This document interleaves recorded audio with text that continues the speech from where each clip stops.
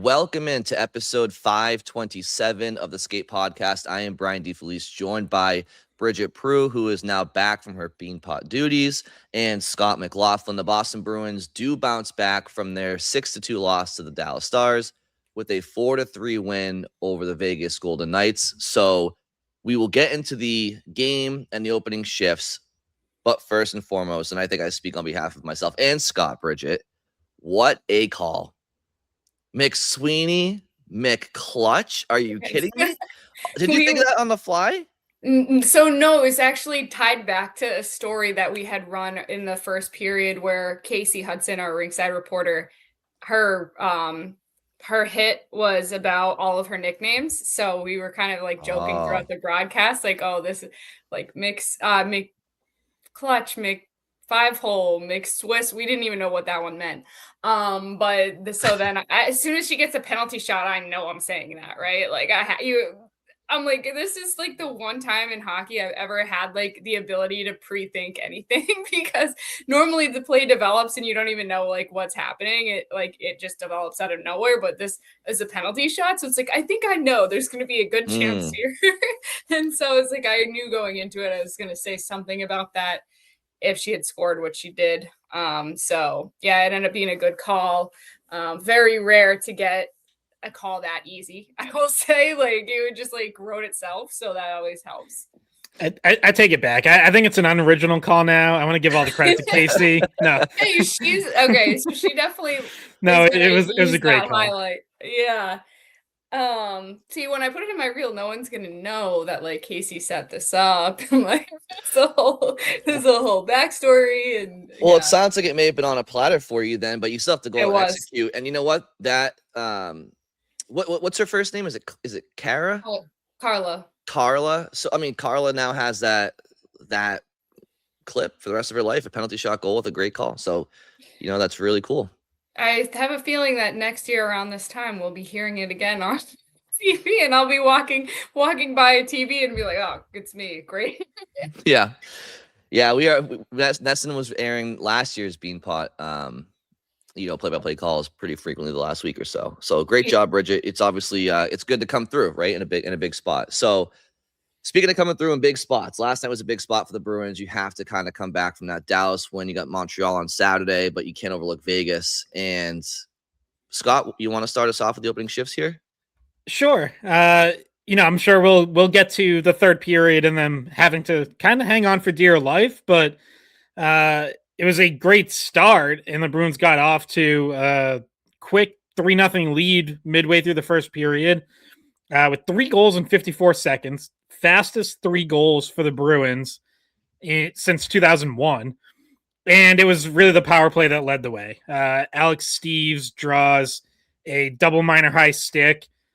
Bruins score 11 seconds into the power play with Pasternak setting up Charlie McAvoy for a one-timer from the point that beats Akira Schmid through traffic. Then they still have, another 2 minutes of the power play since it was a double minor. And they scored just 30 seconds into the second part of the power play. Another nice passing play. McAvoy gets it over to Geeky in the left circle, through the seam to Pasternak, who would have had a good look.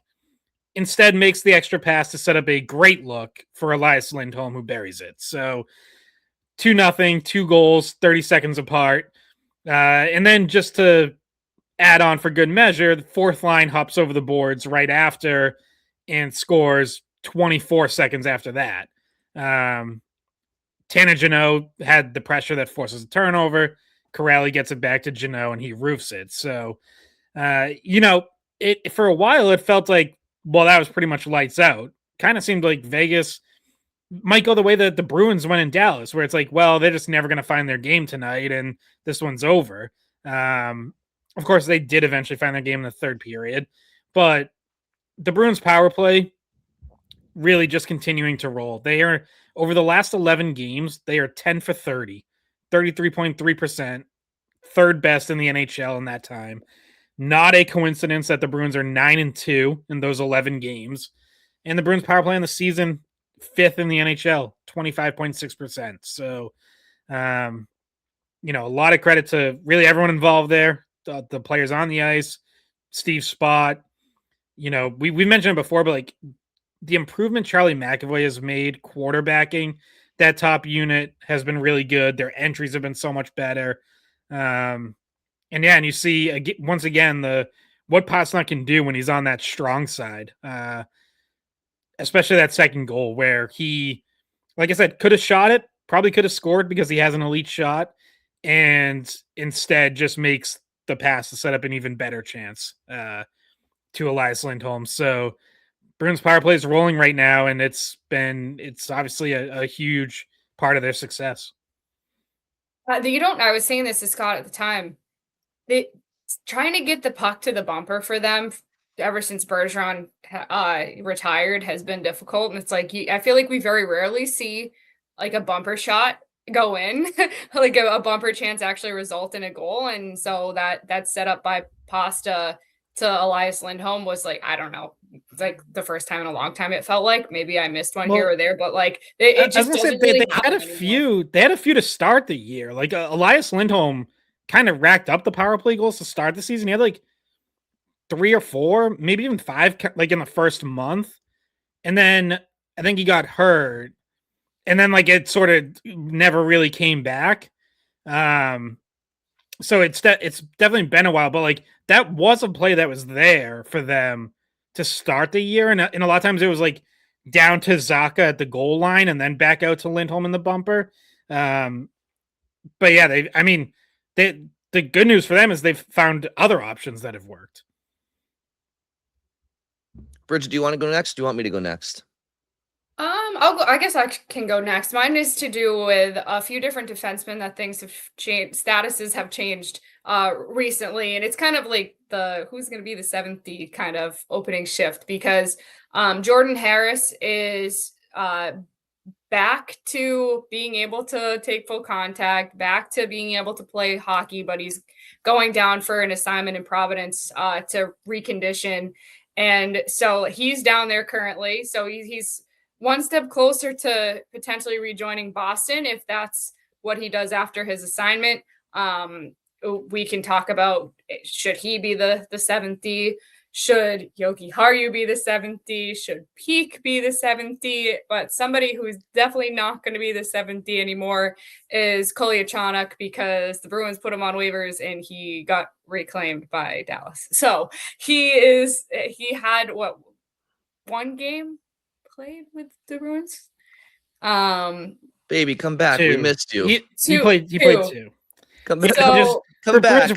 Bruins just borrowed him for a little while. Come back, babe. He's like, why did I sell my condo? Oh my goodness. Yeah. Oh, imagine. Back in Texas, but so he is not that guy. It's clear that once people got healthy, his spot in the depth chart was at the bottom and not close enough to being able to play now, especially now that Hampus Lindholm, Henry Jokiharju, Harris, like they're all healthy now. So that pushes him pretty much. He would have been in Providence, but obviously didn't make it there because he got reclaimed. So he is no longer an option, but Jokiharju is now healthy and able to play. And so he was healthy. He was away for a family matter. Yeah, but he hasn't played in a while, is what I'm saying. His availability is that he's back now.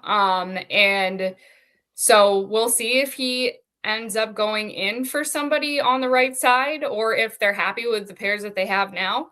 I guess the question is would they Zadorov Peak, is that a pair they keep together? Lindholm Lohrei, is that a pair they keep together? Do they want to try something else? Do they think Jokiharju is an upgrade over Lohrei or Peak? We will see what they think. I personally think he's probably the 7th D at this point. But maybe he's not. Maybe they like a combination with him better than what they have now. Jokiharju, you ready to go? Anyone? No? There you go. T-shirt? Mm-hmm. I mean, I'll say this. I thought Jokiharju recently was playing better than Peak. Yeah. I think so too. I agree with that. All right. So earlier, Scott mentioned Alex Steeves taking a stick up high from Thomas Hertl that led to Boston's 4-minute power play to start the game. Well, not start the game, but in the first period, start the scoring. Alex Steeves signed a 2-year contract extension with a cap hit of $1.625 million AAV. Right now, he's got 8 goals, 6 assists, and 14 points in 34 games. That puts him on a pace this year for 15 goals, 11 assists, 27 points in 65 games. It's an 82-game pace of 19 goals, 14 assists, 34 points. Steeves is obviously a story we've touched on at different times throughout this podcast. He's a good story. He's a mid-20s career AHL player up into this season. And one other stat I want to just bring up here is that among all players that have, played, I think, a minimum of 50 minutes this year in the NHL, he's 34th in hits thrown, 118. So, for what it's worth. Now, when I saw this news come out, I had a couple of things cross my mind. The first thing was good for Alex Steeves. Good for him, right? Has taken advantage of an opportunity, gets himself an extended look in the NHL with some NHL money to go along with it. But right behind that thought was, why did they have to do this right now? Like, could they have potentially given us some more time to figure out how they want to do things going forward? I mean, clearly they want him as part of their intermediate future, but that, I'm not bringing it up to say that they shouldn't have done it. It was curious to me, the timing of it. I didn't know if there would be a huge rush or bidding war for Alex Steeves at any point over the summer, but maybe I'm wrong about that. So good for Alex Steeves. What do you guys think of the contract? Does it make sense? Are you indifferent? Do you feel one way or the other? I think it makes sense. I like it for both sides. I think Steeves has been a good player. I know he's gone a little quiet offensively recently, and Sturm's talked about that. How you have to expect this with guys who are in their first full NHL season. We've seen Husnudinov go through it at times. We've seen Minton, I would say, has not had prolonged struggles, although he did have a stretch. He did have that stretch earlier in the year where it got to the point where we were even talking about, do you send him down to Providence for a little bit? Obviously, that conversation has long ago sailed. He bounced back very nicely. But yeah, I mean, Steeves has gone through it a little bit, some ups and downs. And he talked about this morning skate Thursday. He met with some of us and said, every season I've played at every level, he's I was thinking back on it. I've had a stretch like this where, wasn't going in. I wasn't producing for whatever reason. And he's like, I think it would have been really naive for me to think that the first year I stick in the NHL, I'm not going to have a stretch like this. So he seems to have I think he has a really good head on his shoulders, and I think he's taking kind of the right approach. And yeah, I like the things he does, and I think he's a fit on this team because, Brian, you mentioned it, the physicality, the forechecking. He's a good defensive player. He's been used on both special teams units. He's been up and down the lineup, so a little bit of a Swiss Army knife to him. Ideally, he's probably a bottom 6 forward, and that's what he's getting paid now. And going forward, $1.6 million a year. That's bottom 6 money. But he's clearly shown you can bump him up if you need to, right? He was on a good line with Morgan Geekie and Elias Lindholm. That was scoring. That was actually so good that even when David Pastrnak came back from injury, Marco Sturm didn't break them up right away. He kept that line together for a little bit. So yeah, I like it. I think it's it's a kudos to Don Sweeney and the Bruins pro scouting staff for identifying something in Steeves, just like Jonathan Aspero, and thinking maybe with more opportunity, he can be more here than he was elsewhere. And they've been right with those two guys. Those guys were looking like career AHLers elsewhere because their past organizations didn't give them a chance to, the Toronto in Steeves' case. And now both of them, to me, look every bit the part of regular NHLers. So yeah, I know, same as you, I saw some criticism of it. I don't know, quite frankly, I don't really get it. I think you found a pretty good player and one worth keeping around. Yeah, it's not like you're paying him a second line forward. Like, that's just not what the contract is. So like for the money, I think it makes sense. He earned it, right? I think that he's done a lot. Obviously, it comes during a part of the season where he hasn't scored in the last 13 games. So if it had come during that stretch where we had like 5 games in a row or 5 goals in 5 games at one point earlier in the season, people would have been like, hell yeah, like that's a great deal.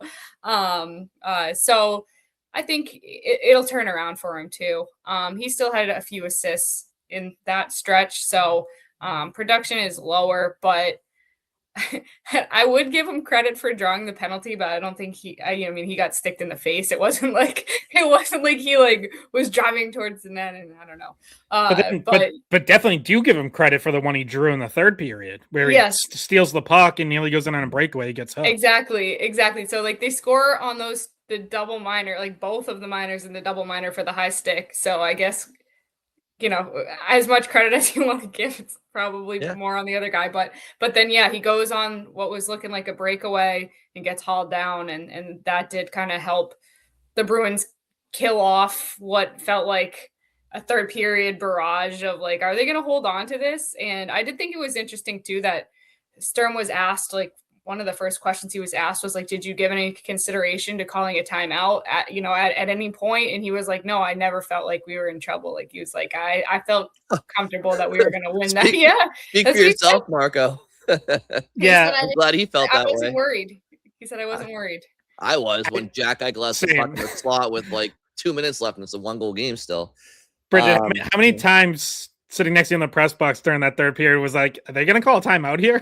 Yeah, it was multiple times. It was like, nope, they're going back out there. They're going to take the face off. Like I would have done it at 4-2. I certainly would have done it at 4-3. Yeah, I wanted to do it at 4-2 as well.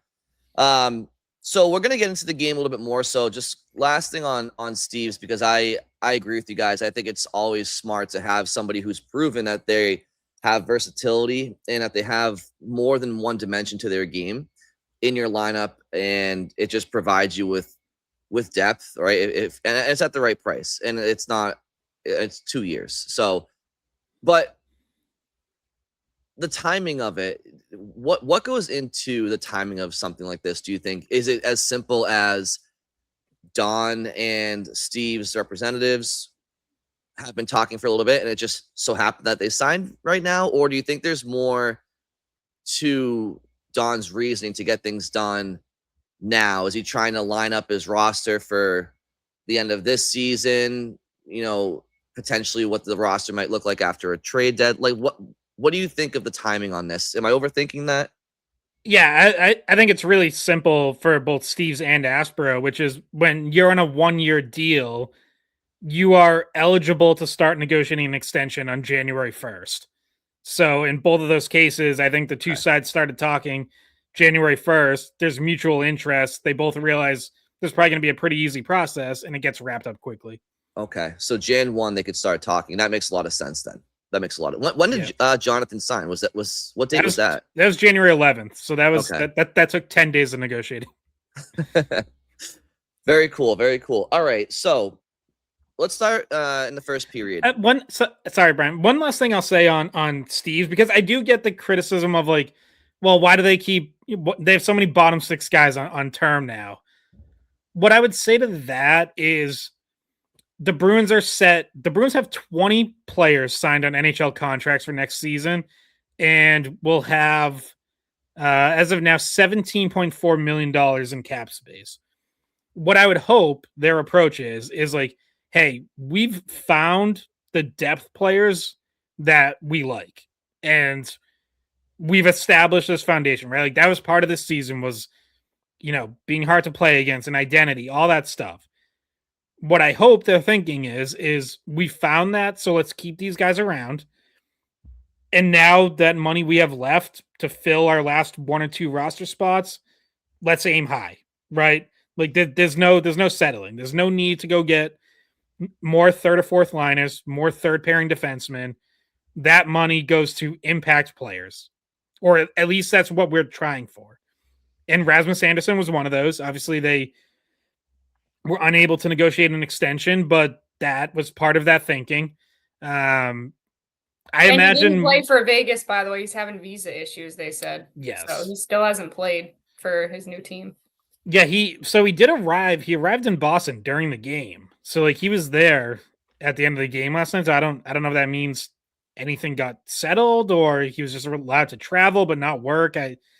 Who knows? Weird process. It's been a process that has been tougher this season on teams than it's been in the past. The whole immigration process has gotten very slowed down. And sports teams aren't really being given any kind of like priority the way they probably were in the past.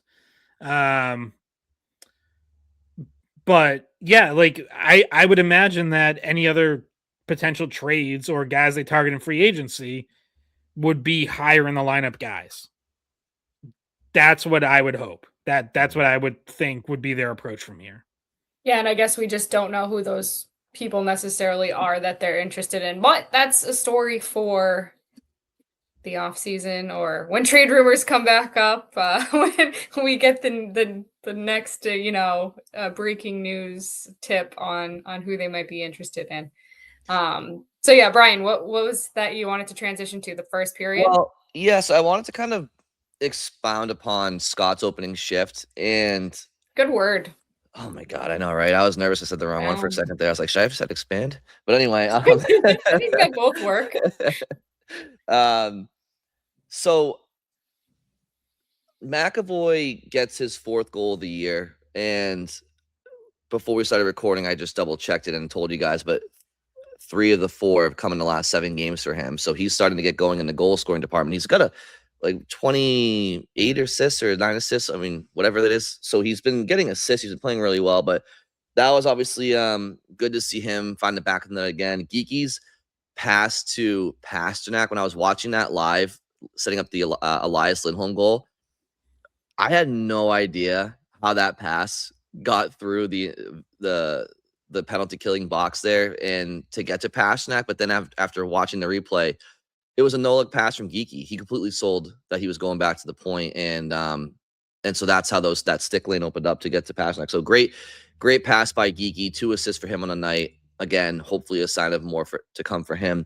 But I wanted to talk about the 3rd goal for Boston because the first period was the proper response following the Dallas game. We can talk about the 3rd period letdown, of course, later on.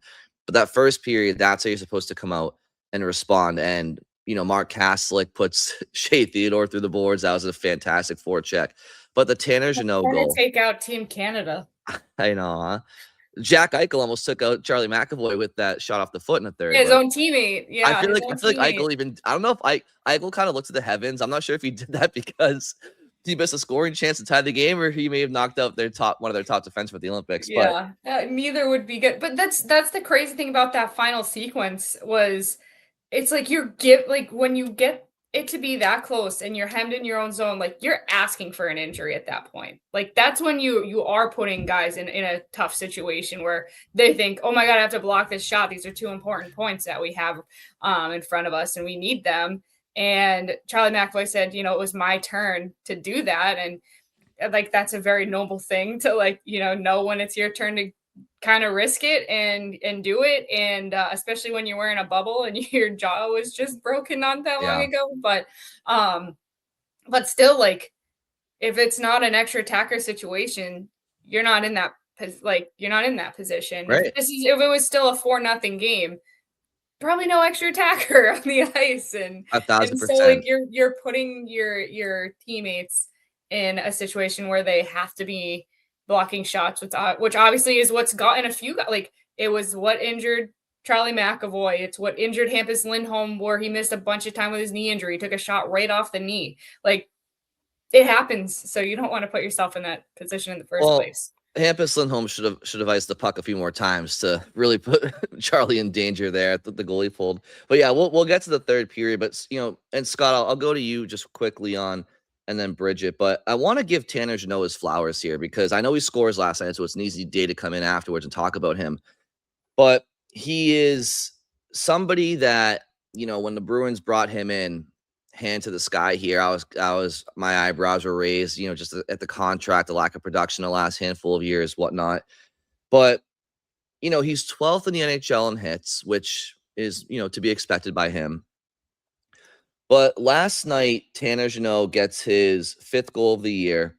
Right now, he has 5 goals, 14 assists, 19 points, and 47 games played. That is an 8-goal, 23 assists, 31 pace, and 78 games this year.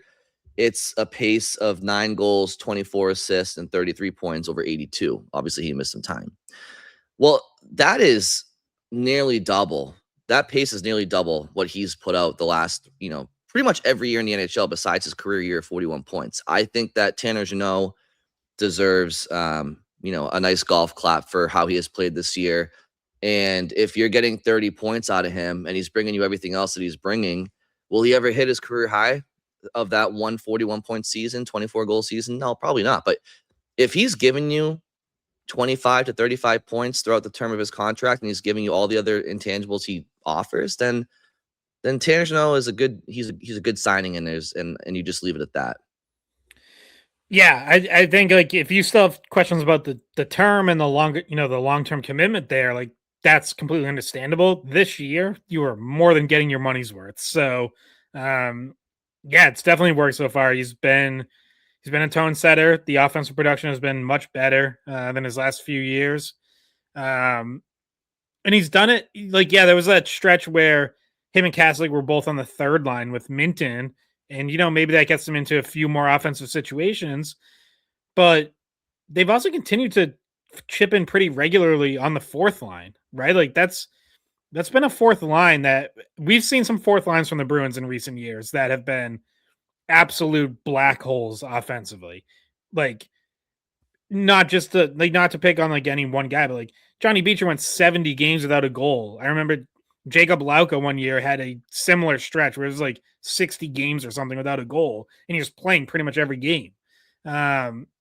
That's not really happening with these guys when it's Jeannot, Kuraly, Kastelik. Like they're not lighting the world on fire, but like it's been pretty consistent production. And if you're getting your fourth liners into the 20 to 30 point range, like that's pretty much where most good 4-line NHL teams are. So, they've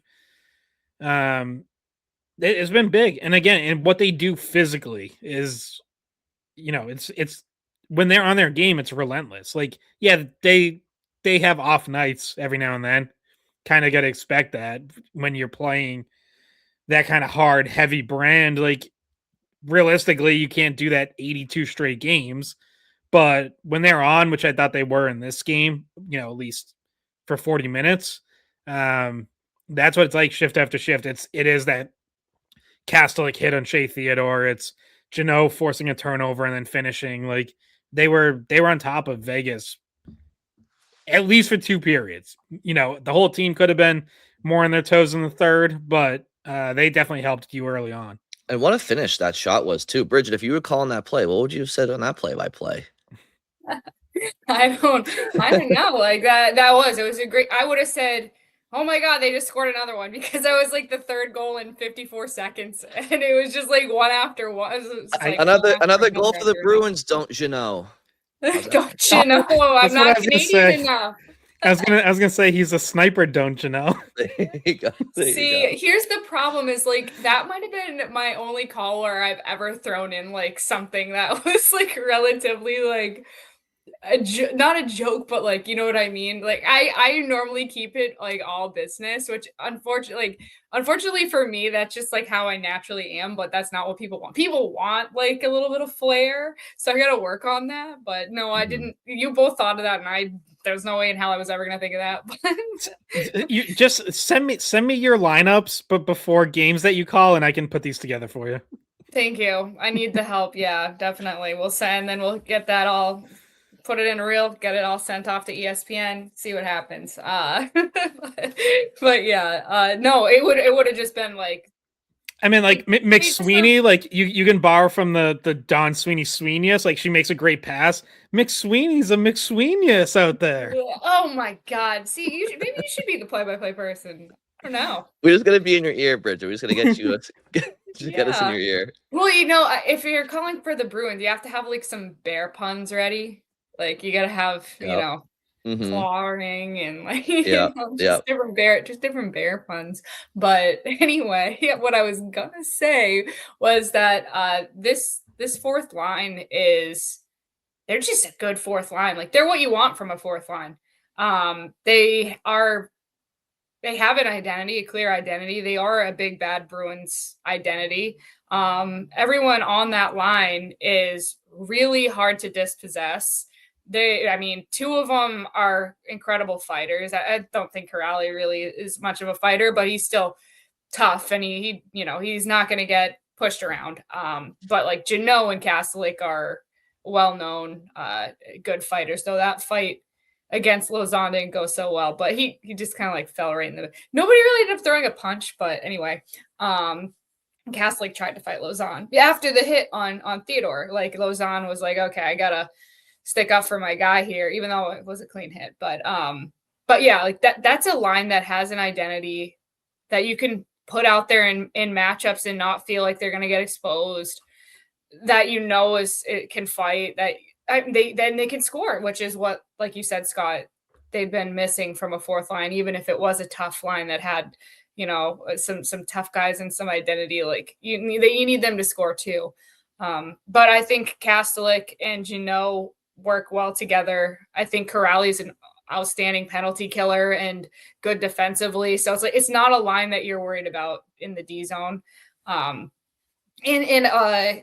They've really taken over because when's the last time Eyssimont played? Like Eyssimont, I see him on ninth floor most nights now, it feels so. Also, Kastelik has won 58.9% of his faceoffs this year. Like he's taken a lot of big faceoffs for this team, including starting 3-on-3 overtime. Like it's always him that Sturm sends out there. He wins the faceoff, then he jumps right off the ice, and someone else comes on. Yeah, that's what you'll see. Like you just use your best face-off guy, and then you get him off. Like you see it at all sorts of different levels. Like I see it in college hockey a lot. Where they like BU has a guy, Bednarik, who's their best face-off guy, and then he just hops right off. So, and then you get Yzerman on the ice, but yeah, they may have to have Kastelik hop on the ice for every face-off because they lost 65% against Dallas as a team and then 58% against Vegas. Yeah, well, which is odd because like they've been a good face-off team. Like I think I looked it up during that Dallas game and they were like 6th in the NHL. So I'm sure these last 2 games they probably slipped a little, but yeah, like they've been a top 10 face-off team all year. But like Vegas has really good centers. I don't know. Eichel won. Was it 14 of 16 or 12 of 14, something like that? Yeah. He was like 80-something%. I mean, the Bruins... He won 12 of 14. You feel good about the Bruins' top line and their fourth line with Elias Lindholm and Kastelik taking draws, or Kuraly, whoever it may be. It's the second and the third line where sometimes you don't know what you're going to get. Like, sometimes Zacha is great. Sometimes he, same with Middlestat. If he's in the draw for something, Minton, I feel like has his games, but yeah, I think overall the Bruins are obviously, they've been a good face-off team, but the last 2 games they've gotten worked. So listen, at the end of the day, like I said, first period the Bruins were the better team by far. They outshot Vegas 15-4, and in the second period I think Boston still was a better team, but the shots were more even at 8-8. The third period, where you enter with a 4-0 lead, because David Pastrnak gives it to you on a great play by Zadorov, by the way. Just, throwing Tomas Hertl to the ground, and Hertl's a big boy too. Tomas Hertl, just a mosquito. Zadorov just flicked him off. No, he does, like I swear he just swats people. Like he really does just swat people like they're a bug. And it was a hell of a pass. Hell of a pass by Zadorov. And great credit where it's due. Sometimes I talk about how Elias Lindholm is, he does less at 5-on-5 than he does in the power play in terms of production, but that play that starts with him. That's an even strength goal. Starts with him down low. Nice bank pass through the neutral zone to Pastrnak, who puts it into space for Zadorov to get it back to Pastrnak. So good for Lindholm there. But that gives Boston a 4-0 lead. You think this is going to be one where maybe you go off into the sunset with like a 5-1, 5-2 win maybe, and it just wasn't the case. Boston, Eichel gets Vegas on the board early in the third, within the first minute. Boston kind of falls back into some penalty trouble. Next thing you know, you're gripping your seats and it's, oh boy, because, you're starting to feel that Vegas is taking over the game, and they outshoot the Bruins 21-5 in the third, and the Bruins hang on for dear life. So it obviously wasn't an ideal way to finish that game for Boston, but the most important thing, I know, is that they do find a way to hold on and get the 2 points, and you bank it, and you go into Saturday night against Montreal, which is a big game. And you know what? Montreal lost yesterday.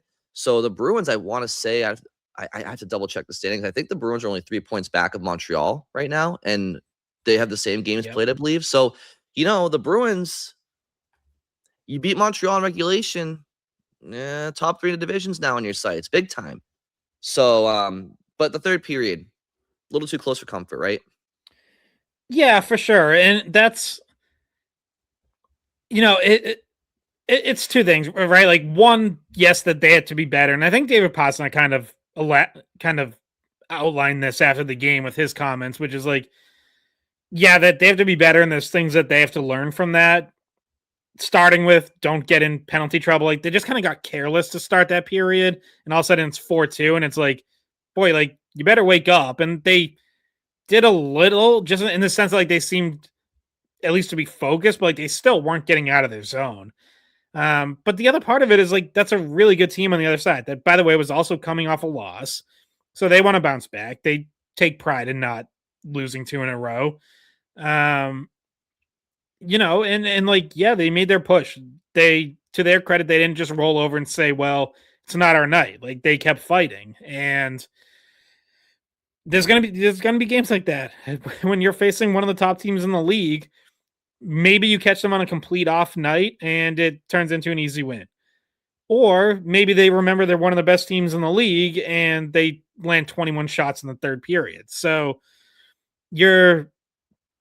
it's good for the Bruins to have had that kind of game and get that experience. So so Marcus Sturm can pull up the video and show them, like, here are places where we could have done something different. Here's where, maybe we tried to stick handle out of the zone instead of flipping into the neutral zone, or here's where we didn't do enough in the offensive zone to hold on to a puck.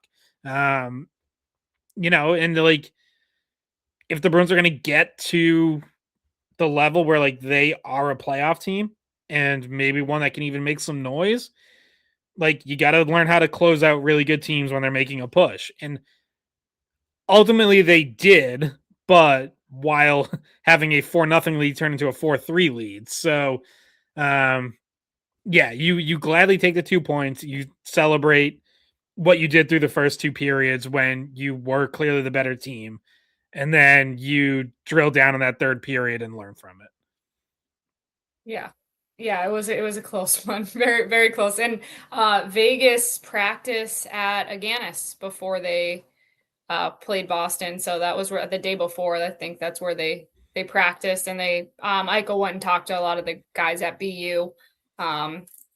So yeah, I know they were happy to see him over there. It's crazy that I was like, how long ago was it that Eichel played at BU? It's like 10, 11 years ago, which makes me feel extremely old because I broadcast like his games in college for when I was at UMass, and one game he had like 6 or 7 assists against UMass. It was silly. But yeah, like it's crazy to think he's been out of it that long, but yeah, he's such a good player now. He's turned into one of the best centers in the league. And now that that's behind, and the Olympics are around the corner, we can go back to, him and McAvoy not hurting each other and being friends and being on the same team. Absolutely. So, guys, one thing I wanted to touch on here as well with talking about the road ahead here is the Bruins, because they've had 2 6-game losing streaks this year, and then they followed those up with long stretches of winning hockey. It's almost as if you admire tenfold their ability to do so, right? To bounce back. But you lose 6 games in a row, and then you go and you win 6 or 7 games in a row. Effectively, what you're doing is you're kind of making up for the wrongs. And it's kept the Bruins in the hunt. It's kept them in the playoff mix and right now in the playoff picture. But what they haven't been able to do yet this year is quickly build off of a long stretch of winning hockey with another one, right? And so if the Bruins can do that, then they can maybe start to gain some real separation from at least some of the teams that are hunting for wild card spots. And when I look at the Bruins schedule right now, so yeah, you have a 6-game win streak, you lose to Dallas, you've still won 8 of 9, you've won 8 of your last 10, but then you pick it back up against Vegas. If you can beat Montreal, it's a big if because Montreal's playing some really good hockey and they're a very good team. But if you could beat Montreal, you start to look at, now we can do this, but the Bruins can't. You start to look a little bit beyond Montreal, and you have the Rangers at Madison Square Garden, where they've been putrid this season. And obviously the Rangers are going through it right now, and they already put out a letter saying they're going to be sellers. And then you have games against Nashville and Philly, and Philly's been a decent team. Same with Nash, but these are winnable games. Philly's really been struggling recently, though. Yeah, they've slipped a lot. Yeah, but they're still kind of in that hunt though for the playoffs. But my point is, they're not that far out of a playoff spot still. But yeah, they're 3-5-2 in their last 10 games. So if you can get through Montreal, you can get a win against Montreal, and then you got 3 games against the Rangers and Nashville and Philly. There's an opportunity here for the Bruins to kind of string together a couple of good stretches of winning hockey in close proximity, and I think that's something that they've yet to do extensively this year. Yeah, I gotta mention Snowmageddon coming up these next few days. Yeah, but it could be relevant to the Bruins because, again, like they're scheduled to play in New York Monday night and then come back to Boston on a back-to-back for Tuesday. Right now, the Bruins are actually scheduled to practice at Warrior on Sunday and then go down to New York after that. I would have to imagine at some point that plan is going to change and they will probably go to New York right after Saturday night's game. Because it's supposed, like, New York is supposed to start getting hammered Sunday morning. Like, I can't really imagine they're gonna risk that. No, like I think most people should plan to not drive or do anything on Sunday based on the forecast. Like, I'm driving on Saturday night to where I need to go, and then I'm not coming back until Tuesday morning. So, are we getting a foot? Like some people were saying too. 2 feet of snow. Like there could be like local pockets that end up with 2. Yeah, are you in one of them in Lowell? Is Lowell one of the ones that's... I think last I saw we were in like 12 to 18. Still not good. Jesus. Yeah, it's gonna be fun. At least it doesn't... I did food shopping Friday morning before we even started recording. Oh, smart.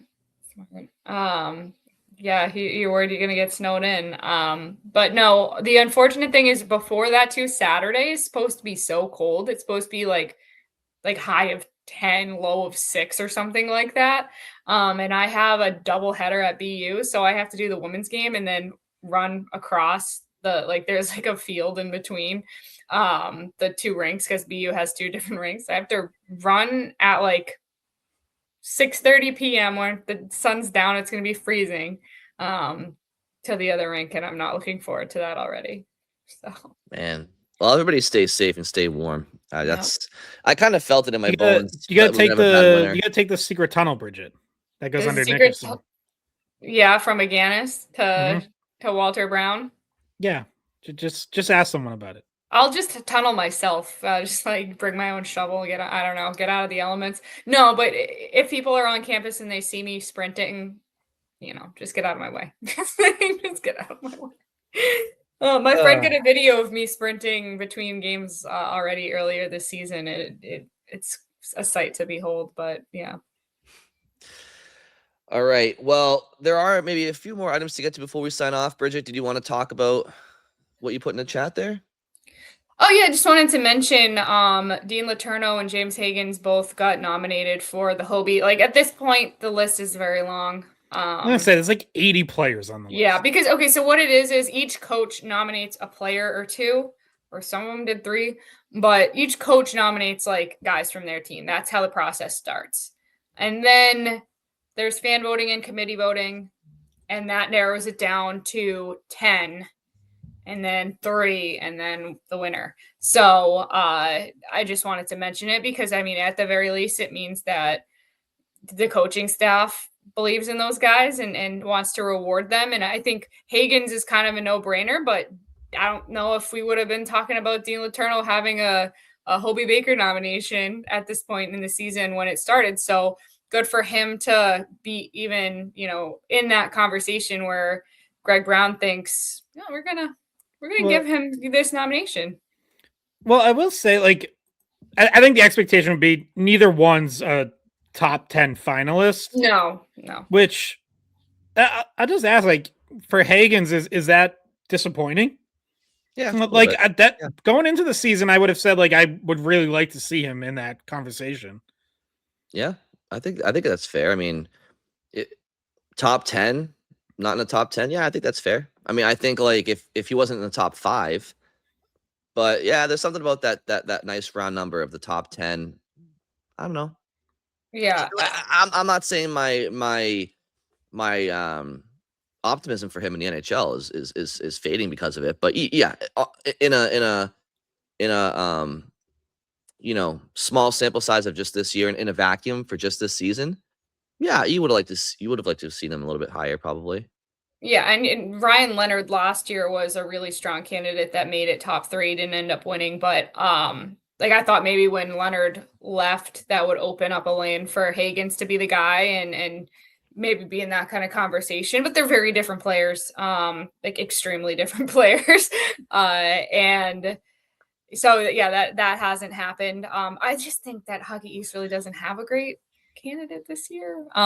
This has been kind of a very Western dominant year. A lot of the top rankings are, coming from Minnesota, Michigan. Like it's all out there. So yeah, I would say Cole Hudson still has a chance, especially if BU pushes into like a tournament spot.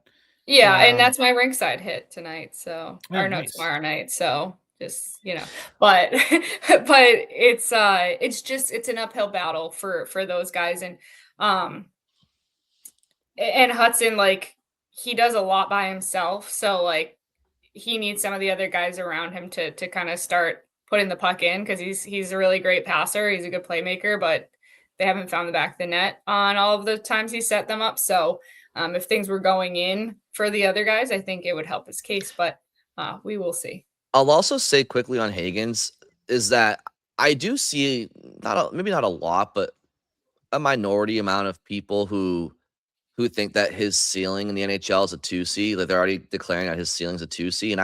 And I think that that's harsh. Like, I think if we're talking ceiling, I think his ceiling is still a 1C. I think people kind of conflate the difference between ceiling and what you realistically think. Like, if you realistically think he'll be a 2C, like, okay, I mean, I'm not gonna argue till I'm blue in the face. Like, you could be right, but ceiling as a 2C, I think that's harsh. Like, I think his floor is a 2C. I think his ceiling is 1C. Yeah, I think that's a fair way to put it. Like, he can definitely, being a 1C, being a good 1C is absolutely still in his range of outcomes. Like, yeah, maybe 2C is potentially the more, like, I would say, like, really good 2C might be the most likely outcome. Or, and again, and I highlighted this when they drafted him, but you could be a 1C on the Bruins and be a good one without being like a truly elite play driving number 1 center, because you have the benefit of a truly elite play driving right wing next to you, right? Like, Macklin Celebrini has to be what he has become because the Sharks don't have that kind of winger to put next to him.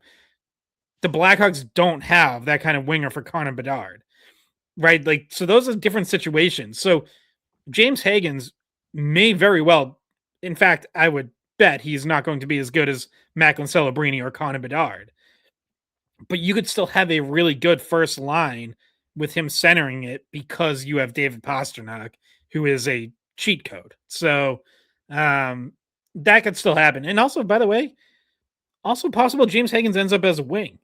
Yeah. He has played a lot of wing this season at Boston College. And by the way, I think he's played well on the wing. I asked Greg Brown about it after last week because I was there for their game against Providence. And Greg Brown basically said, like, yeah, he's going to play both for us. And there's pros to both. And he said what he likes about Hagens on the wing is he gets to lead the rush and hold the puck and like wait for his teammates to come. And like, he's the guy out in front, just kind of dictating the offense. You put him at center, and Greg Brown's like, that's also really tempting because then you get his speed coming up from behind the play and he has more time to like really get the wheels going. So, yeah, I would say James Hagens to me, like just most conservatively looks like a top 6 forward. Now where exactly that ends up slotting in and what his ceiling is still being decided. He is still 18 years old. Like, there's no final product here yet. What about Letourneau? What's your how have your expectations / internal projections in your own mind, like how have his changed over the last 4 months with how well he's played this year? Like, what were you of the mindset earlier, like maybe he cracks the NHL as a bottom 6 forward, and despite his good season this year, you still feel that same way? Or has his stock risen based on his performance? It's literally night and day. Like, it's not. He leads BC in goals right now. And, like, that was something that started early on. His confidence level is completely different. His ability to use his body changed. Like, he's gotten better in a lot of different ways. I just don't even think he looks like the same player he was last year in a good way. So I think much more optimistic about what he can be eventually. And he's different to anything you have in your system as well, because he's massive and he's and he's just like got this different way about him. It's hard to explain. When you watch him play, you're like, this isn't your normal center. And I think it's been a very encouraging year. And like, this always sounds like a really mean award to give, and I've gotten it in my playing career in the past, like most improved, and it always feels like a backhanded compliment. It's like, but he really is, and it's just it's like so obvious that he's done such a great job, and I mean it as a compliment. But I don't know, I know it doesn't feel like that because I've gotten it before and I've been mad about it. So, well, Bridget, I don't know if we really should break this to you then, but we were going to name you most improved podcaster. Well, I didn't know we were keeping score. So, yeah, Scott, I'm curious as to your answer. For me, I would say most simply put, this time last year, I wasn't sure Dean Letourneau would ever play a game in the NHL. Now, I feel pretty confident that he'll get some games at some point. I think that's what this season has done for me. I don't know where it'll be, when it will be, and maybe that's too premature. Maybe he has to do it for longer. But like, if I'm just gauging myself very simply put, like last year, I don't know if he'll make the NHL. Now I feel like he should at some point get some games at some point. Yeah, last year I would have figured like, well, he's going to play NHL games at some point just because the list of first round picks who never play an NHL game is like very short. Okay. Like you give your first round picks games just because you made them a first round pick. Yeah. No matter how little they produce. So, but that's like all I would have thought last year is like, he might get some pity games and like, maybe he's good enough to be a fourth liner, but like, I would have had a hard time seeing anything more than that based on what I saw last year. This year, to me, he looks like a future NHLer and not just gets a cup of coffee and gets a few games just because you have to give some games to your first round pick. No, like he looks like a guy's going to play in the NHL to me. Could be an impact player. Yeah, I would say like in what role is still being decided. Like it may very well still top out as a bottom 6 guy. He might just, like these are like the comparisons for him going into the draft. And like, I think they kind of still apply where it's like, okay, the ceiling is Tage Thompson, right? Like that's what you dream of. I don't think he's getting there. But like, I don't know, maybe we shouldn't totally rule that out. But then like the Tage floor Thompson didn't look like Tage Thompson in college. Like he was also in school when I was in school, and when he was but he was better than Letourneau as a freshman. Yeah, I a don't lot remember better. his freshman year. I remember his last year. He was his last year. He was good. It's been a long time. Obviously, I think that was like 2015 or something like that. 2016. But no, like Tage Thompson became a much better player in the NHL.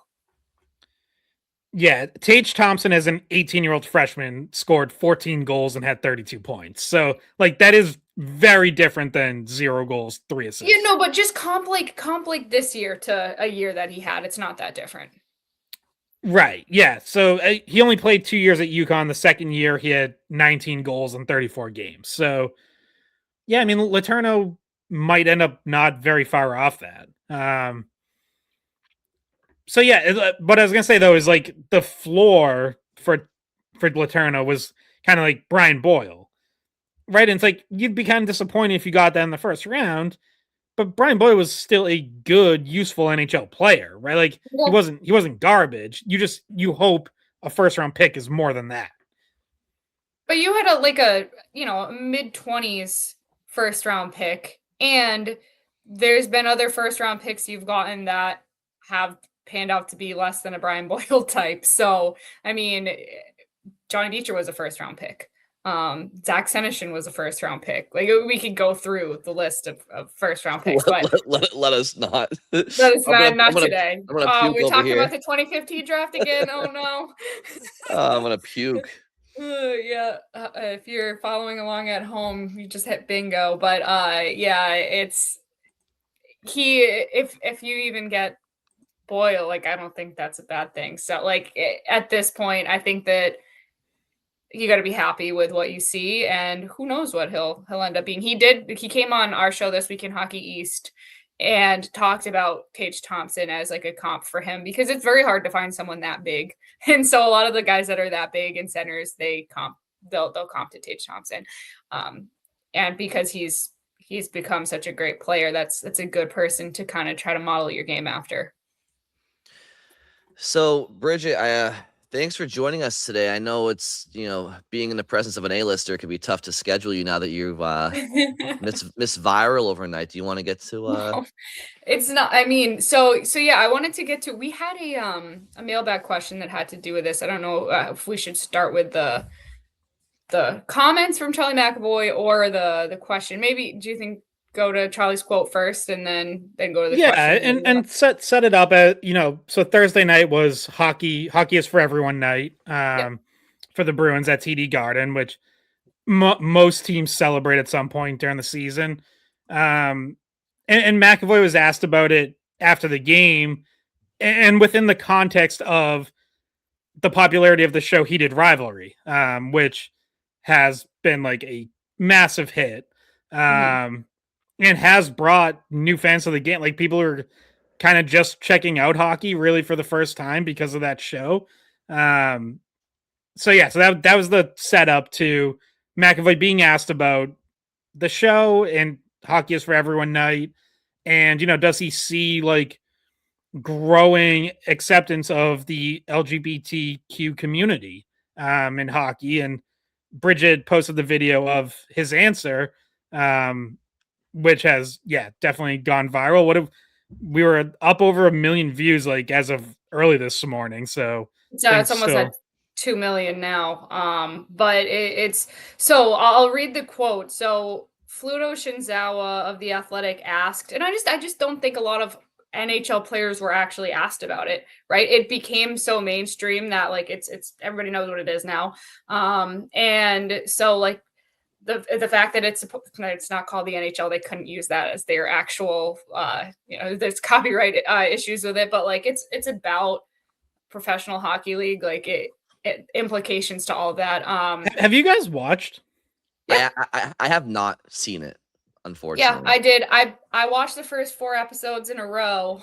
I was just putting it on out of curiosity. I didn't know exactly what to expect. And I put it on, and then I ended up watching the first 4 episodes, which is like over probably about like 4 hours worth of TV that I was sitting there on my couch for. And then I had to turn it off instead of watching it all in one sitting because it was like 1 a.m. by the time I finished the 4th episode, so I had to come back and watch the rest later. But yeah, so I did watch it. Scott, you watched it, right?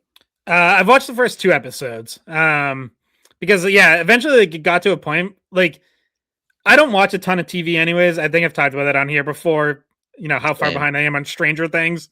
Because between like watching sports and I go to the movies all the time, usually TV is just the thing that gets left out of my schedule. But yeah, it's like working in hockey and having a hockey show blow up this big. It was like, okay, yeah, I think I should check this out. So I've still only gone through 2 episodes. I think it's definitely an entertaining show. What stream is it on? What streaming service is it on? HBO. Yeah. So it was originally a Crave show. It's a Canadian production. So they're the same company that does like Shoresy. Okay. But then picked up by HBO Max in the US. And yeah, it just blew up. And so McAvoy was asked, because of, the backdrop of Hockey is for Everyone night, he had some pride tape on his stick. A few of the guys did. Fraser Minton, I think, did. Swayman, there was a few. But so he got asked, and his answer was about the show. He said, "I haven't seen it, but from what I've heard of that show, it's been growing the game a lot and in support of that community. So that stuff's all awesome. It's awesome for hockey. It's awesome for everybody. So I'm happy that tonight we won on this night, and hopefully a lot of people feel the support of the Bruins." And then he got asked about, like, has it gotten more acceptable in the last 10 years, kind of like since you've been in an NHL locker room? He said, I've heard so much support from people within those communities that it means a lot to them.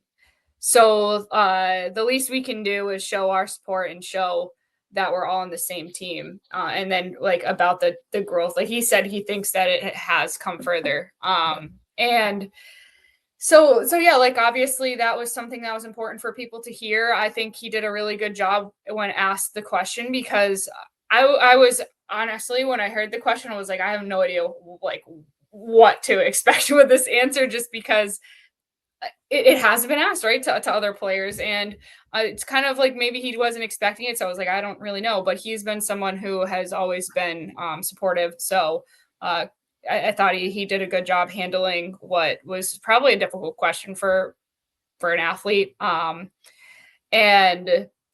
so, yeah, like, obviously the comments that he made were seen by a lot of people. I think it made a lot of people, like, a difference for a lot of people. Obviously there was also some negative comments underneath it as well, to be expected, but he, wasn't afraid to go out and show his support. And yeah, like, there really haven't been many players that were asked. So I wonder if that's something that, maybe we see a few more players asked about it. But it is interesting too. We back a few years ago, like, I feel like there was actually probably more done by the league in support, and it kind of scaled back because people were mad, and like, more players were willing to kind of show support, and then it kind of, like, has gotten less, I would say, over the past few seasons. And then maybe with this, it goes back in the other direction, and people feel more comfortable. Like, and I will say too, that working in women's hockey, this is, like, totally normal stuff. Like, I've worked with the PWHL, I've worked with women's college hockey. Like, pride is absolutely, like, part of the culture in a very positive way. So yeah, it's different for the men, and that's like the stark difference that you see when it's a post about, or a show about 2 male hockey players versus female hockey players. So it's definitely just, caused conversation, drawn attention to hockey because of just the nature of how popular it got. And so, yeah, that's what I got to say about that.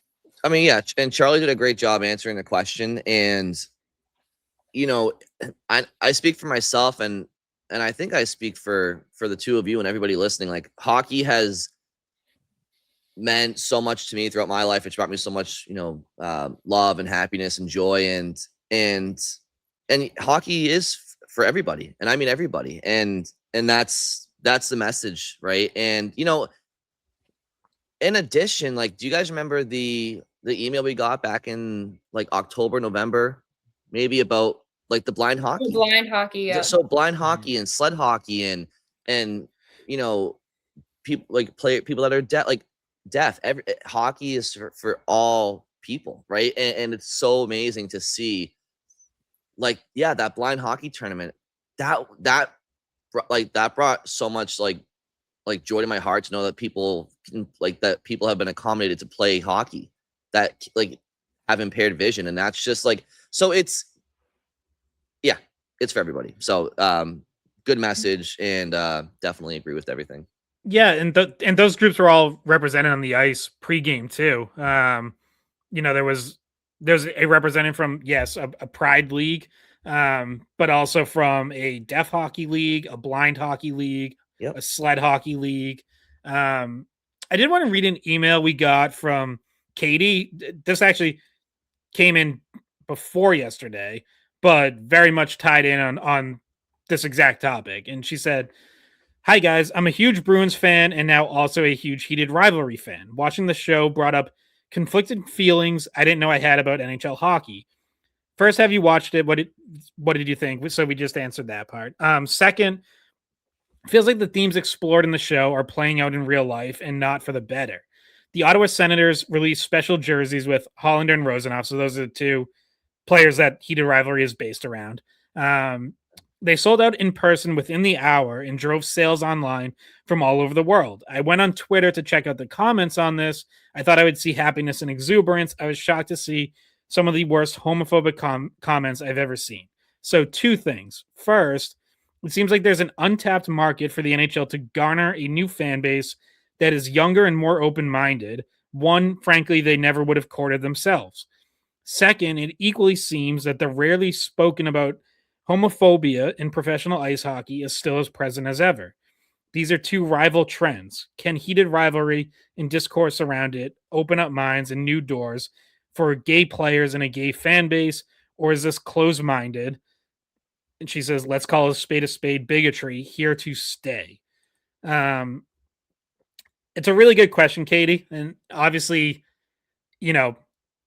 that goes into more serious directions than we usually do on this show. But I think this is like a cultural fight that's happening across all areas of this country, obviously. And yes, hockey fandom is a place where this has been going on for a while. Bridget alluded to it, but the NHL actually used to do it used to be more out there in terms of like very clear and obvious support for the LGBTQ community. They used to do jerseys that were like, and they stopped doing that because certain players said that they didn't want to wear them because their religion, and then that caused like controversy, negative publicity for teams. So then they just decided not to do it altogether. And yeah, and then you see like it's gone. So like last night, 4 Bruins players had rainbow tape on their sticks in warmups. So you went from basically the entire team, with maybe the exception of like 1 or 2 guys, wearing Pride jerseys, to now 4 out of how many players are on the ice for warmups? 22? 4 of 22 just using some tape. And then if you went into the comments of the Bruins social media posts of those 4 players, you will still find people complaining, and you'll find that same homophobia that Katie referenced on the Senators post of those jerseys. So yeah, there's no level of like appeasement for that crowd, right? Like any support of the Pride community is going to be met with that hatred and that backlash, which is unfortunate. But I would hope that what fans also see is someone like Charlie McAvoy speaking up in support of them, and realizing that like there are both things happening. There are players and people around the game who want to welcome those fans, and there are unfortunately players and people around the game who will want to push them away and not welcome them. So I don't even pretend to have any answers on this of how like we can make that better, but yeah, it is an ongoing struggle, not just in hockey, but across all walks of life. So, um, I don't know. My overarching takeaway on everything is like, just be nice to people and be kind. And, like I'm with what you guys have said. Like, hockey should be open to everyone, both as fans and as players, because there will be an openly gay player in the NHL someday. There have been gay players in the NHL in the past that just didn't come out because they didn't feel comfortable. So at some point, someone will be openly gay, and I would hope they are shown acceptance and it becomes something that it at some point isn't a big story and doesn't have to be met with this whole kind of cultural war around it and whatever. But clearly we are not there yet.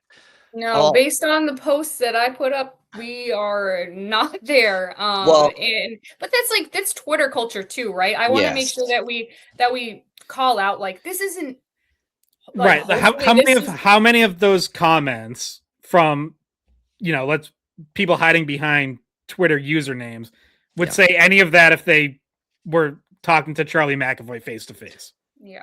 That's where I was gonna go with it. Is I don't think Twitter is the best way to gauge on how on the reality of society.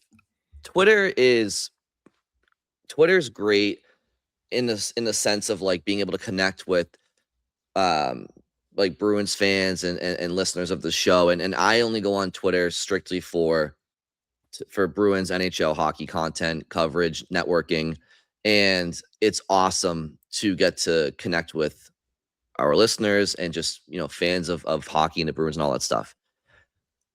Anything outside of that, I don't pay attention. I think Twitter in particular is a very ugly place. And I really I keep my algorithm to what I'm there for.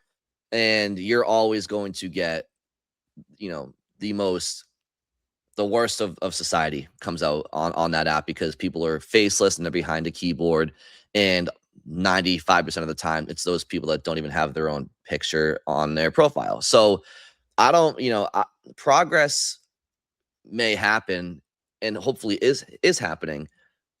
I don't think Twitter is the best place to really gauge that progress, if that makes any sense. There's a lot of great people on Twitter. Most people are.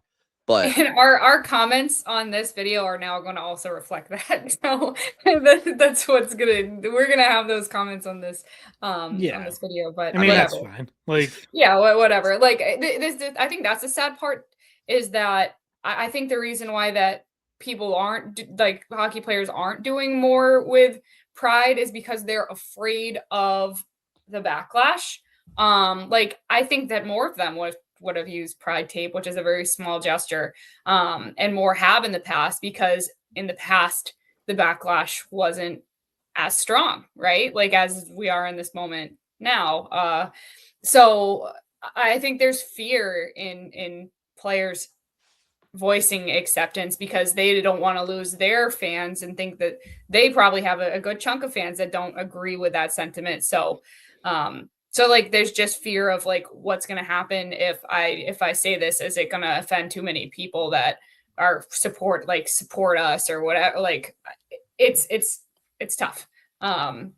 So hopefully maybe the show does kind of push things in the right direction, in that it's just kind of like, okay, we had the show now, like we kind of know like it could be a thing, like it's just a thing that could happen. And it was a good show. I enjoyed the show. So also, like, another thing I was thinking of too, on a different scale and like different in a different way, but I also just think there's like, I don't know if you want to call them like old school fans or traditional fans. Like, there just always seems to be pushback against people who get into a sport in like a way that they don't approve of. And the example I thought of is like everything we've seen with Taylor Swift in the NFL in recent years, where it's like there's not even, doesn't even like a pride LGBTQ component to that. Not Yeah, it's really at gender. least, but like it's just like Taylor Swift fans starting to watch the NFL because she's dating and now engaged to Travis Kelce. And like all the old school, like every time Taylor Swift gets shown or someone would do a social media post about her, the comments that would just line up of like, I don't want to see this, like, get this off my screen. No one cares about Taylor Swift, blah, blah, blah. And it's like, well, clearly a lot of people care because like they're coming to your sport because of her. And like now hockey is having people come to this sport because of Heated Rivalry. And like to me, that's a good thing, right? Like you're no business anywhere in anything ever wants to just stay the same and not grow. Like growth is a good thing, and the NHL needs to grow. And right now, this is one thing that is helping the sport, the league, the game grow. Well, and that's the thing about like to me, and I've always said this, thought this, and like fandom, sports fandom is an escape for people, right? And so, like, however somebody becomes a fan of something or why they're a fan, those reasons they're all over the map. And the people listening to this show, if there's 100 people listening to this show right now, there's probably 100 different reasons as to why somebody became a fan of hockey, when they became a fan. Sometimes people are fans because they grew up their whole life playing a sport, watching it regionally, whatever, they become a fan of that team. Maybe somebody's a fan of a sport because it reminds them of watching it with a loved one back in the day and they cling to that. Or it's something like we're talking about with this Heated Rivalry show. Somebody watches it and they get it. Whatever the case may be, like however you become a fan of something, I'm it's sure like, some of them got in because of popcorn time. oh, So 1,000%, 1,000%, or so, it's there's no right or wrong way to become a fan of something. If you decide that you want to allocate your precious time to being a fan of something, like who cares how that happens, right? Right. It doesn't matter. So anyway, okay. With all that said, any final takes on the Bruins, the games ahead? I mean, like I said, we got Boston, Montreal on Saturday night. That game kind of speaks for itself. I don't know if you guys have any pregame thoughts on that or anything. If you're going, make sure you're there for puck drop because both Bruins Canadiens games this season have had a fight right off the opening faceoff. Heated. Ooh, one could call it a heated rivalry. Yes. Okay, and it's good to see too because the Bruins and Canadiens rivalry, it's picking back up again. It's picking back up. It's been a bit. I have allowed now. It would require probably Detroit to fall off because I don't think Tampa's going to. But I've at times started to allow myself to think of Bruins Canadiens first round series as the 2-3 teams in the Atlantic Division. Wow. Like I come on. I don't have the numbers in front of me, and I gotta look this up again so it's on the top of my head next time. But I've said to you guys before that the Bruins and Canadiens right now, if they don't play each other in the playoffs this year, it will become a new head-to-head franchise playoff drought between the two teams. They have once gone 12 years without making the playoffs, they've once gone 12 years without meeting in the playoffs. And I'm foggy on the specific dates. I want to say it was in the 50s into the 60s. And obviously the last time they've met in the playoffs was the spring of 2014. And so if they meet in the playoffs this year, then they'll tie their drought record. If they don't, right? But to your point, Scott, hopefully they meet. And if not this year, sometime soon, because the games, it's been a while since Boston versus Montreal really meant much of anything.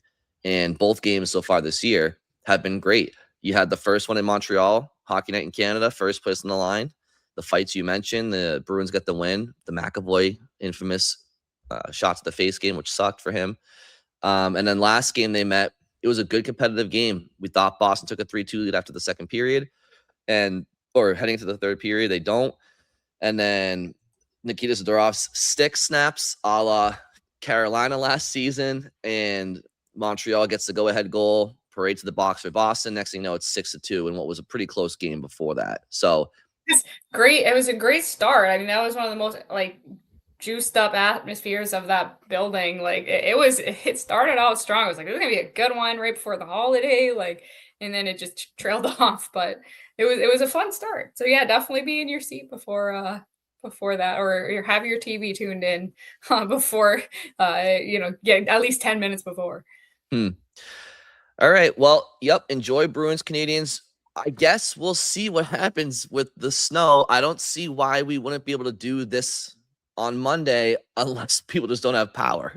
But outside of that, we'll be back Monday to discuss the happenings of the weekend, right? Yeah, we can talk about the Patriots going to the Super Bowl. Oh, you just jinx it. You yeah, Bridget, cut that out. Cut that out. Yeah, imagine someone saying that to you guys, like it over the summer, but even after week 3 when they were 1-2, yeah, Pats are going to the Super Bowl this year. You'd be like, what happened to the Bills, the Ravens, the Chiefs? Just to name a few. Well, the Chiefs didn't make the playoffs. The Ravens didn't make the playoffs, I don't think. Nope. They were out. So, I mean, that helps. But yeah, crazy. And they're playing Denver, and they're playing Jarrett Stidham. They're playing against Jarrett Stidham. So which has created a favorable betting line for the game. Yeah, it is. Like everyone has been like easy schedule, Patriots catching breaks. It's like, you're right. 100%. I just simply don't care. Like, if the Patriots are going to the Super Bowl, I really don't care how they got there. Well, they caught a break against Denver for sure, which has yet to play out. But I mean, you beat Herbert and the Chargers like fair and square. You beat the Texans fair and square. I mean, in shit weather. So I mean, okay, and then you want to bitch about their schedule throughout the regular season. They won their last, their last 13 games or 12 of the last 13. They beat Buffalo once. The game they lost to Buffalo, they were right in it. Like, all right, I mean, what do you want them to do? Not play their schedule? Like, they sucked the years before, so they had a shit schedule. We know. But all you can do is play the games in front of you. Maybe the Ravens, Chiefs, and Bengals should have made the playoffs. Maybe. Yeah. Yeah, that's maybe the Bills should have been better. Exactly. Yeah. Well, can you imagine? I don't know what the weather is going to be in Denver, but can you imagine if it was here, the game was a home game? Oof. It would be fun just because you're at an AFC Championship game, but trying to get home, stay warm, trying to get home, that part would not be fun. Well, you're just stuck there. The way you guys are talking about it, it's like Blizzard of 78 type shit going on this weekend. I mean, can people even travel? The forecast, they always make you feel like that, and then you go outside and it's like there's a sprinkle. But like I will say, last year I got stuck in Connecticut, and that storm was no joke. So like if it's anything like that, do not drive, because I thought I was gonna get stranded. I think I was driving 10 miles an hour because I couldn't see in front of me, and I ended up having to stay after leaving a UConn game, and I ended up having to stay like 15 minutes away from there, and it took me 45 minutes to get there to the hotel, and it was supposed to be like 10 minutes. Yeah, it was bad. I'd never experienced it before, and now I'm like, I was like, oh, how do people get stranded? Like, and I was like, oh shit, I'm like almost stranded right now. So yeah, be careful. Yeah, just sound like my mom. I don't know. Stay inside, curl up next to the fireplace, get your hot chocolate, and just listen to the skate pod on repeat. Yeah. I was thinking get some nachos, some wings, some chili, and watch the Pats. I gotta get one more take from you guys real quick, just while we're talking about football and the Buffalo Bills and whatnot. Well, how much did your skin crawl when you heard Sean McDermott say, "I'm standing up for Buffalo, damn it"? Whoa, come on, Sean. Can you be any more cheesy? I mean, Scott, what was your reaction there? I'm standing up for Buffalo, damn it. Well, you just got fired now, Sean. Yeah, I was gonna say he got to stand up for a few more hours before he got fired. He's standing up in the unemployment line now, unfortunately. Bill Belichick, is Bill gonna coach the Bills? The Buffalo Bills? That would be really fun, but no way. No chance. And I can't really imagine anyone giving him a shot right now. No. I have a roommate who's a UNC fan, and I don't think the UNC fan base is very high on him currently, or his girlfriend. So, yeah. Okay. All right. Well, that's our football corner. Thank you all very much for listening. Stay warm, stay safe this week, and enjoy Bruins Canadians, and we will talk to you on Monday. Hey guys, thanks for watching the Skate Podcast. If you want to see more of our videos, visit our playlist. Not in front of a screen? You can listen to us on Spotify, Apple Podcasts, or wherever you get your podcasts. Don't forget to follow us on social media. And if you enjoyed this video, please don't forget to give us a thumbs up, subscribe to our channel, and leave a comment.